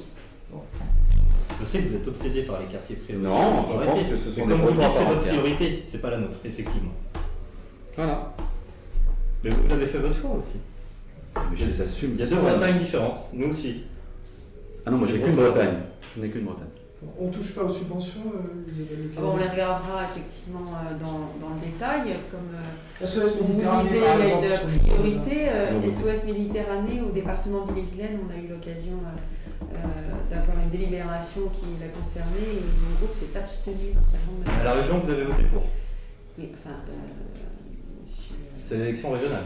Oui, alors c'est une élection régionale et vous vous présentez aux deux élections, parce que je pense qu'il faut qu'on le sache. Oui. Vous vous présentez à la fois à la région et au département. Oui, tout à fait. En essayant d'avoir une petite chance au grattage et au tirage. Et le Front National, comme vous l'appelez, est contre les régions. Donc il faut expliquer aux gens pourquoi on se présente à une élection. Vous êtes bien contre des départements, vous vous présentez au département. Non, je ne me présente pas au département, j'ai fait un choix. Je suis aujourd'hui conseillère départementale et j'ai fait le choix de me présenter aux élections régionales parce que j'estime que à ce stade de mon parcours, je peux être utile à la région. Parce que l'engagement politique, c'est d'abord d'être utile aux autres. Voilà. Et ce n'est pas constamment de faire des constats et de ne rien proposer qui soit possible de faire. Moi, dans cette élection, je ne m'engage que ce sur quoi je serai capable de tenir. Et c'est la raison pour laquelle je réponds à votre question. Sur les subventions aux associations, on regardera tout. On passera tout à la ligne de fer. Voilà. Et on regardera ce qui va dans le sens de nos priorités. Et nos priorités, je le rappelle, pour nous, c'est l'emploi, l'insertion. On parle des jeunes, donc l'insertion des jeunes. Et donc, il faut absolument, c'est de l'argent public, c'est 1,7 milliard le budget. Oui, puis c'est important, les subventions, parce que c'est aussi des choix politiques. Oui, exactement. Ce sont des choix politiques et d'orientation. On est complètement d'accord. Mais vous savez, c'est des choses qu'on examine dans tous les niveaux de collectivité, que ce soit au département, que ce soit dans les intercommunalités ou dans les communes. Donc oui, ça a du sens qu'on soutienne ou qu'on ne soutienne pas telle ou telle association. Parce que dans certains quartiers, certaines associations vont vivre certains quartiers ou certaines personnes. Donc c'est important de savoir si demain elles pouvaient avoir leur subvention. Remise en cause, c'est terminé. On passe rapidement aux conclusions. On a réussi à tous vous remettre aux alentours de 10 minutes, aux alentours même de 11 minutes. Donc vous allez pouvoir conclure. Vous avez 1 minute à peu près pour conclure. et puis après vous serez libre. Vous allez pouvoir aussi, pour introduire votre conclusion, choisir, voilà, vous avez pu choisir soit une œuvre qui vous définissait, soit une œuvre qui définit votre projet ou votre programme. Le tirage au sort a désigné vous, monsieur Chéné-Girard, pour commencer. Donc, écoutez, on vous écoute, vous avez à peu près une minute. Bien, écoutez, nous sommes effectivement à une semaine du premier tour. Nous voyons que les Bretonnes et Bretons vont faire des choix. Nous parlons de la jeunesse. La jeunesse doit aller voter. La jeunesse doit se rendre compte qu'elle a là la chance de pouvoir s'exprimer et chaque voix va compter. Vous le savez, on se retrouve dans une période où la Bretagne est en train de vivre potentiellement un mouvement important. On voit que le Front National pourrait être en tête au premier tour. Et je pense qu'il faut que la jeunesse l'entende. Et il faut que la jeunesse se mobilise. Se mobilise pour affirmer des valeurs et voter. Pas forcément pour moi c'est mieux, mais voter pour s'exprimer, mais voter pour s'exprimer et faire en sorte que nous puissions rétablir l'ordre des choses et rester fiers dans cette Bretagne. Parce que cette Bretagne, elle est ouverte au monde, cette Bretagne, elle est fière de ses solidarités, elle est fière de ses valeurs, de sa capacité à se mobiliser pour des causes, et certainement pas pour travailler toujours à plus de division, plus de fractures, plus de stigmatisation, plus de haine, ce qui est le fond du commerce du Rassemblement national. Il faut le dire et le redire, et notre jeunesse doit se mobiliser fortement pour pouvoir contrer cela. Ça me semble très important pour notre fierté et pour finalement la qualité de vie des années qui viennent, parce que dans l'hémicycle original, depuis 5 ans, nous avons vu le visage du Front National. Nous l'avons vu, ils ont 13 élus, et si ça continue, ils en auront 15, 17, 20, et je ne veux pas de cela. Monsieur Penel vit sur la haine et sur l'angoisse et sur la peur. Il faut combattre cela, et moi, ça fait partie de mes fondamentaux, et je combats cela depuis une vingtaine d'années, et je veux continuer à le faire. C'est au Rassemblement national et M. Bonlieu de conclure. Vous avez, vous, un peu plus d'une minute. Vous êtes en retard. Il va faire en sorte d'être un peu plus long. Alors effectivement, dans une semaine, il faudra aller voter. Et tous les jeunes devront aller voter parce que c'est quand même quelque chose de très important, c'est leur avenir qui est en jeu. Et vous nous avez demandé de sélectionner une œuvre. Moi, j'ai choisi le Comte de Monte Cristo. Parce que le Comte de Monte Cristo, c'est une vengeance implacable contre l'injustice. Et nous, je pense que c'est le cœur, contrairement à ce que dit M. Chéné-Girard, le cœur de notre programme, c'est de lutter contre cette injustice et rétablir un peu de justice, qu'elle soit sociale, vis-à-vis des jeunes qui sont dans la souffrance, vis-à-vis de nos agriculteurs qui vivent avec 350 € par mois, vis-à-vis aussi des populations qui ont été oubliées par sa majorité. Nous voulons de la justice aussi pour privilégier les Bretons en Bretagne. Nous voulons au final que cette justice soit au cœur de notre action et de l'action publique. Alors M. Chéné-Girard tombe dans les caricatures parce qu'il a raison sur un point. Son principal adversaire, et mon principal adversaire, c'est lui. Le duel, en réalité, c'est entre M. Chéné-Girard et entre nous, les autres. Voter pour les autres listes, c'est un vote qui, en réalité, est déjà perdu. Le choix, il est très clair. C'est soit vous votez pour une Bretagne forte, une Bretagne qui rééquilibre son territoire, une Bretagne qui défend son identité, parce que son identité, il l'attaque beaucoup en finançant l'immigration massive dans notre région, soit vous votez pour une Bretagne qui perd ce qu'elle est, qui perd ce qu'il a défini, qui perd ce qui fait sa force dans notre pays. Eh bien, vous avez rattrapé votre retard. C'est à vous, Isabelle Le Callennec, de conclure. D'abord, je voulais vous remercier pour ce débat. Moi, je dis au contraire que le vote utile, c'est le vote Ils sont la Bretagne, ça ne vous étonnera pas. Et puis, comme vous nous avez demandé de parler d'un ouvrage, j'ai envie de recommander la lecture. Alors, mes enfants vous diraient que je suis incorrigible, c'est-à-dire que je leur propose toujours de lire des bouquins. Ce dernier livre qui vient de sortir de Maud Fontenoy, La mer au secours de la terre. On a beaucoup parlé d'écologie. On sait que la jeunesse est aujourd'hui très préoccupée par ces questions écologiques. Ce que j'aime beaucoup dans cet ouvrage, c'est que Maud Fontenoy considère que les solutions sont en nous-mêmes. Voilà. Et c'est chacun, qu'on attache beaucoup d'importance à cette notion de responsabilité individuelle, la liberté et la responsabilité individuelle. C'est chacun qui peut demain changer le monde en mieux. Donc, et moi, je souhaite effectivement que la Bretagne prouve qu'elle est la meilleure dans tout un tas de domaines. Donc, je recommande cet ouvrage. Merci. Daniel QF, vous avez une minute pour conclure. Oui, merci aussi pour l'invitation, c'était très intéressant, mais donc on part d'un constat, je crois qu'il faut être très lucide, hein, c'est qu'aujourd'hui il y a une désespérance par rapport à la politique, mais vraiment.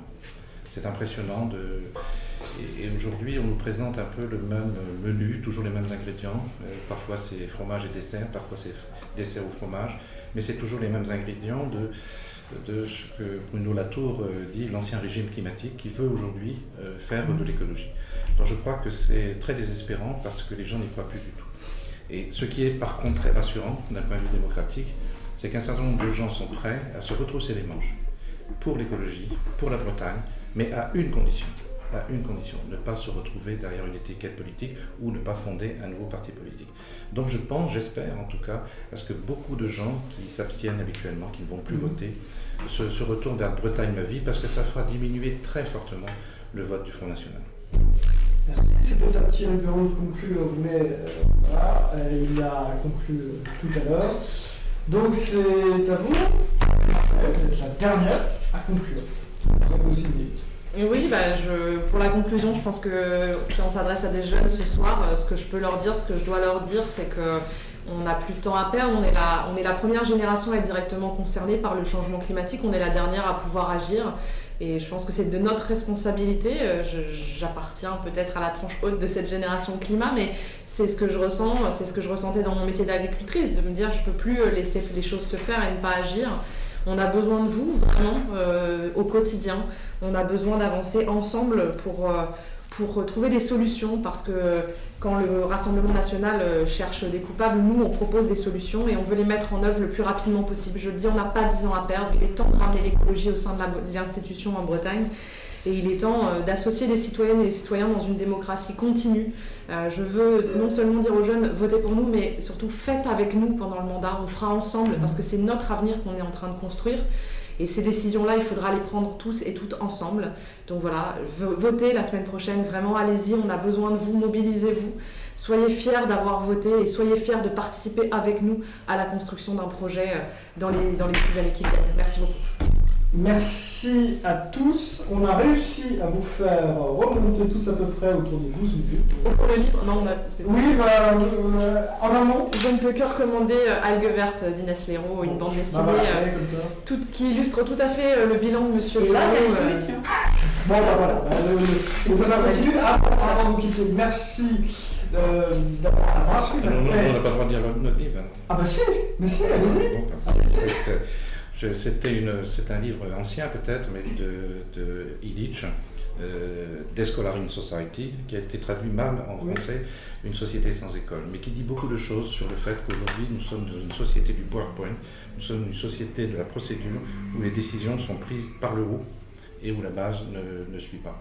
Et donc c'est cette phrase de Paul Houet que j'aime beaucoup, la Bretagne, ça doit être vraiment comme un chaudron, ça doit toujours bouillir par sa base, jamais par son couvert, ou rarement. Merci. Louis Chénégérard, vous avez un livre Écoutez, le livre qui me viendra à cet instant, c'est La Renverse d'Olivier Adam, parce que c'est un auteur breton que j'aime bien, parce que ce livre il parle d'identité quelquefois coincée dans nos histoires familiales et personnelles, mais qui prouve à la fin que nous avon toujours la liberté de choisir, la liberté de décider, la liberté de faire en sorte que le film ne se termine pas comme prévu. Merci. Merci à tous. Ce débat a été enregistré hier à 17h, aux environs 17h. Merci à la Brasserie de la Paix qui nous a accueillis gracieusement dans cette salle. Merci à vous, surtout, mais vraiment, surtout, d'avoir joué le jeu, d'avoir dit oui et d'avoir voulu confronter vos idées dans une campagne qui était hors norme. Et merci aussi à Thierry qui était avec nous aussi à distance. Merci à l'équipe qui est avec nous aujourd'hui. Merci à Jade qui a compté le temps de parole. Merci à Emma qui a tenu la caméra et à Pierre qui avait plein de questions à vous poser, mais malheureusement on a été pris par le temps. On aurait eu plein de choses à vous dire sur le logement, sur tout ça, mais de la moment il faut arrêter. Une chose, allez voter, quoi qu'il arrive, pour quelle que soit quelque étiquette que ce soit. Allez voter et puis vive la démocratie. Merci à tous.